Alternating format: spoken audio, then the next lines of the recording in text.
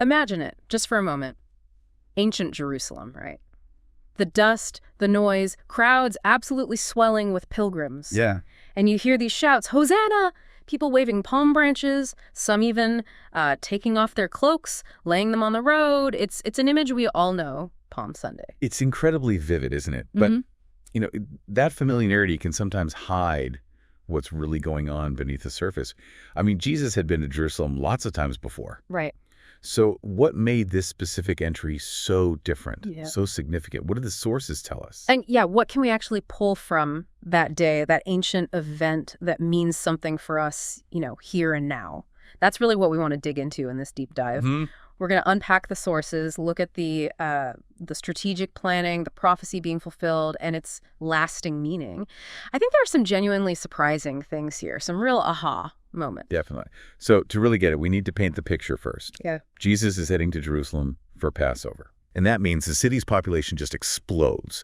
Jewish pilgrims flooding in from all over. It's bustling, chaotic, but also potentially explosive. And the sources say when Jesus gets to the Mount of Olives, he has this incredible view, right? He can see the whole city spread out.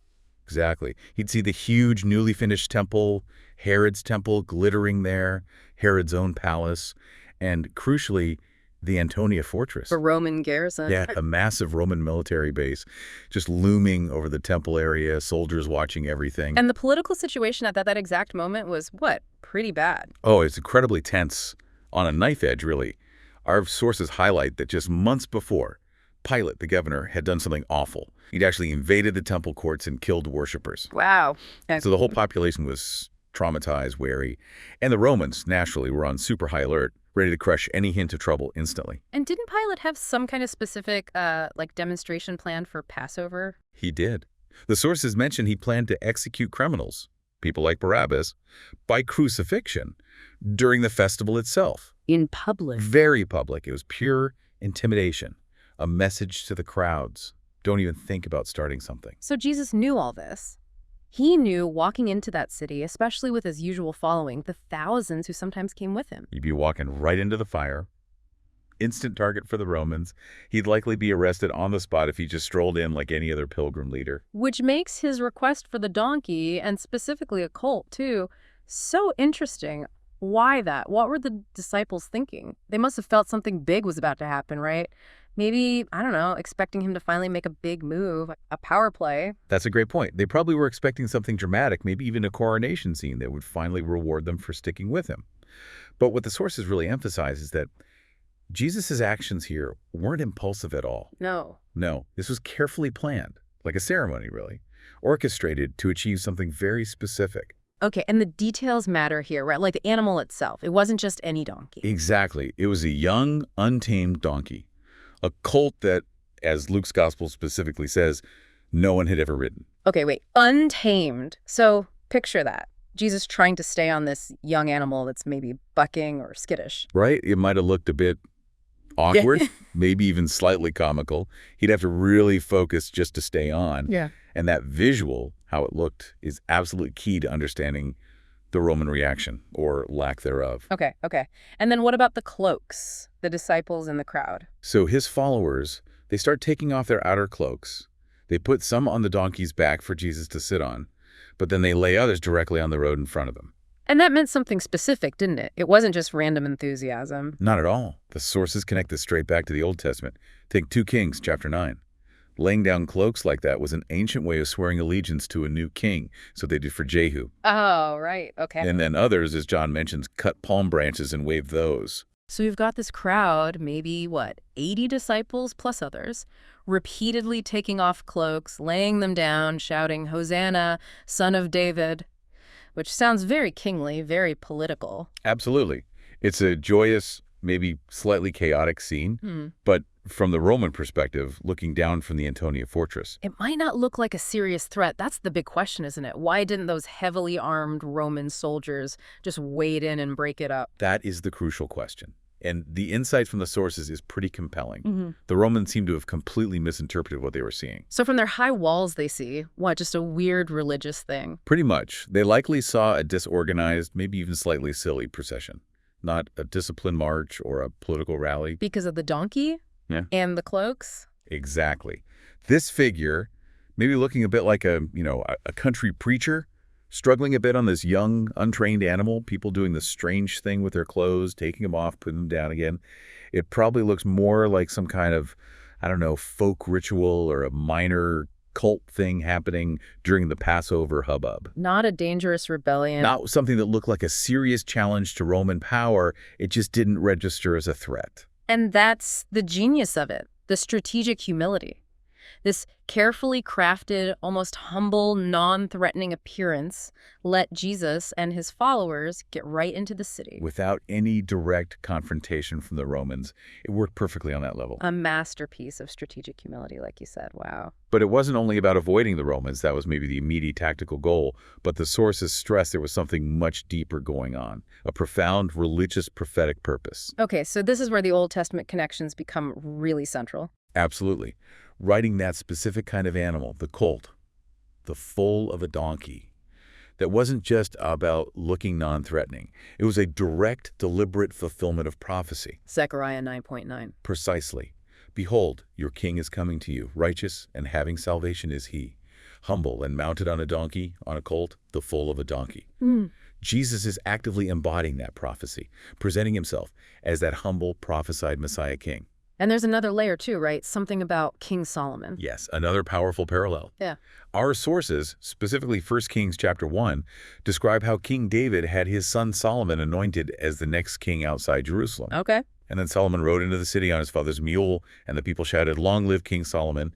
It created this historical template, this expectation for how Israel's true king, the Messiah, should arrive. And you have to remember the context. After Herod the Great died, Judea didn't have a Jewish king. They were under Roman governors like Pilate. Right. So there was this intense longing among the Jewish people for their own king, for the Messiah promised in their scriptures. So Jesus, through this whole carefully planned entrance, this ceremony, He's making a statement.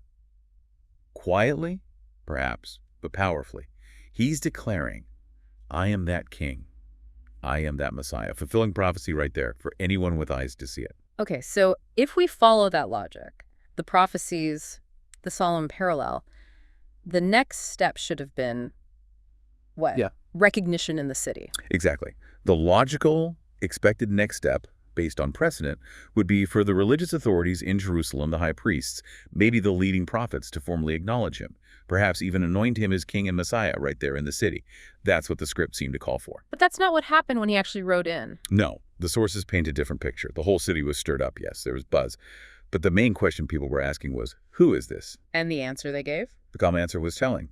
This is Jesus, the prophet from Nazareth of Galilee. Which sounds dismissive, like, oh, just some guy from up north. Exactly, it carries that nuance. Just a provincial figure from a relatively unimportant town. Not someone connected to royalty, to David's line. They seemed either unaware or maybe unwilling to accept his actual birthplace in Bethlehem, David's own city and his lineage. Which was crucial for any claim to be the Messiah. Absolutely vital. Yeah. So despite the meticulous planning, the clear prophetic echoes, the whole dramatic entrance, no high priest, no prophet, nobody from the establishment steps forward. It just fizzled out like a fun parade that ended. For many, it seems that way. A fun ceremony, a happening, and then nothing. The moment passed. And imagine Jesus' perspective then. The source encourages us to think about that. He goes into the temple. Yeah, not for coronation, but he finds it's just chaos as usual. Merchants, money changers, pilgrims mulling about, no official reception committee waiting, no anointing plan. And the source raises this really profound what if, doesn't it? What if the priestly leadership, the family of Zadok, the establishment, what if they had recognized him? It suggests history would have taken a completely different path. If they had anointed him king and Messiah then and there, human history would truly have changed. But they didn't. They rejected him, eventually labeled him a criminal. Right, which led directly to his condemnation, the cross. The one who came presenting himself as king ended up executed as a political threat. The throne became a cross. And the source even invites us to consider, God's perspective, a sense of disappointment, a chastened heart as Jesus leaves the temple that day, heading for Bethany. Yeah, the divine plan, offered so clearly, seemingly rejected, unfulfilled by the very people, the very institution it was meant for. And that rejection by the Jerusalem authorities, it marked a turning point, the end, really, of the temple's central role, the end of that era. That's huge, a massive shift. So if that first Palm Sunday ended in, well, disappointment and rejection from the official side, where does that leave its meaning for us? How did it become significant? Well, the really profound point the sources make is this. What should have happened then? The full recognition, the proclamation of Jesus as King and Messiah, it did eventually happen, but crucially, it happened after his resurrection. Ah, okay, so the resurrection changes everything. Completely. Those same disciples who were confused, maybe disappointed on Palm Sunday, they encounter the risen Jesus. Yeah. And that transforms them. They become the ones who boldly proclaim him as Lord, as Christ, the Son of God. So the proclamation still happened, just not by the temple authorities. Exactly. And a key insight here is that the church, this new community formed around the resurrected Jesus, effectively took on the role that the temple and the old system rejected. We, the church, throughout history and today, we're the ones who confess the very Jesus that Jerusalem didn't fully recognize then. We acknowledge him as Lord, Messiah, King. Emmanuel. Yeah. God with us. All the things that were presented that day. And this isn't just looking back at history. The idea is that Jesus still comes to us, right? Just like he came to Jerusalem then, he makes himself known in our lives today. That's the connection. It brings it right into the present. So think about that contrast. That original Palm Sunday prophecy fulfilled, but met with misunderstanding, rejection by some. And then the ultimate fulfillment after the resurrection, carried forward by the church, by believers, for millennia. It's quite a journey from that specific day to now. Which leaves us with the question, really, listening now, how do you greet Jesus when he visits, when he makes himself known in your life, in your circumstances? Because the final thought from our sources is really powerful.